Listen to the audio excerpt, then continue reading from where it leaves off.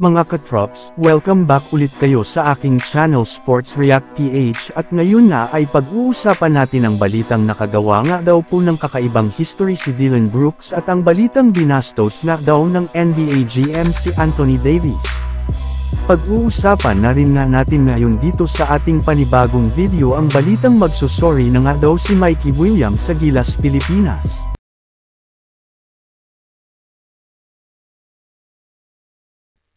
Kahit man nga mga katrops, maagang sinabi ni Dillon Brooks na malaki rin naman nga ang pinagbago at inimprove ng kanyang laro ngayong offseason simula nang maglaro siya sa nagdaang FIBA World Cup bilang parte ng Canada ay hindi rin naman nga niya ito napanindigan at naipakita sa kanyang unang laro ngayong offseason gayong kasamaang palad.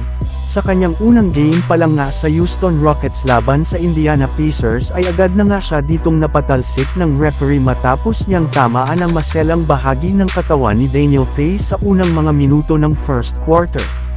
At dahil nga sa nakuha niyang flagrant foul 2 ay iimbestigahan na nga ng NBA kung nararapat nga bang isuspendi agad si Dillon Brooks o hindi sa preseason. At kasabay rin naman nga nang nangyari sa kanya ay tuluyan na nga siyang nakagawa ng isang kakaibang history matapos siyang maging kauna-unahang player sa history ng NBA na na-eject sa isang preseason. Yes, siya pa lang naman nga ang unang player na nakagawa ng ganiyang klaseng record. Kaya di nga naiwasan ng mga fans at ng kanyang mga haters na pagtawanan siya ngayon. Habang ako naman tayo sa ating sunod na pag-uusapan ngayon sa balitang binastos na daw ng NBA GM si Anthony Davis. Kagaya nga mga katrops, nang naibalita ko sa inyo, nagkaroon nga ang ESPN ng survey patungkol sa mga dapat nating asahan ngayong season. At isa na nga dyan ay kung sino nga ba ang magiging Best Defensive Player of the Year. At ayun nga dito, ang nanguna nga agad ay si Giannis Antetokounmpo na nakakuha ng 40% ng boto.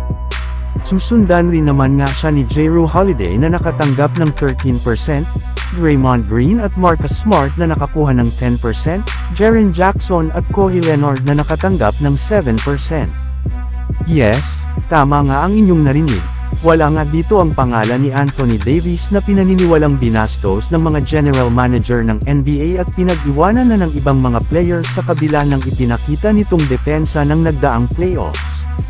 Habang ako naman tayo sa ating sunod na pag-uusapan ngayon sa balitang magsusorry na nga daw si Mikey Williams sa Gilas, Pilipinas.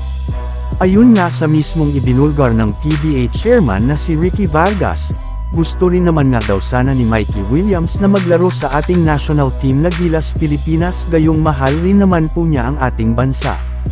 Ngunit sinabi rin naman nga nito na kausapin muna ng SBP ang kanyang manager kung saan humingi nga ito ng at least 30 million. Yes, ang mismong manager nga ni Mikey Williams ang humingi ng ganiyang kalaking bayad at hindi lang si Mikey Williams. Kaya mukhang may kasalanan rin naman nga ang kanyang kampo dito. Pero kahit na ganun ay marami pa rin ng mga Pinoy fans ang nagsabi na kailangan pa rin na daw nitong mag-sorry sa Gilas, Pilipinas gayong aminin man nga nito sa hindi ay mali nga ang naging asta nito sa Gilas. Kaya kung gusto man nga niyang tanggapin muli ng mga fans ay dapat nga siyang magpakumbaba at humingi ng tawad sa ating national team. So yun lang nga mga katrops ang handog ko sa inyong storya ngayong araw. Sana nag-enjoy kayo. Please like and subscribe my YouTube channel Sports React PH para sa iba pang storya at update patungkol sa NBA. Kita-kits muli sa ating susunod na video.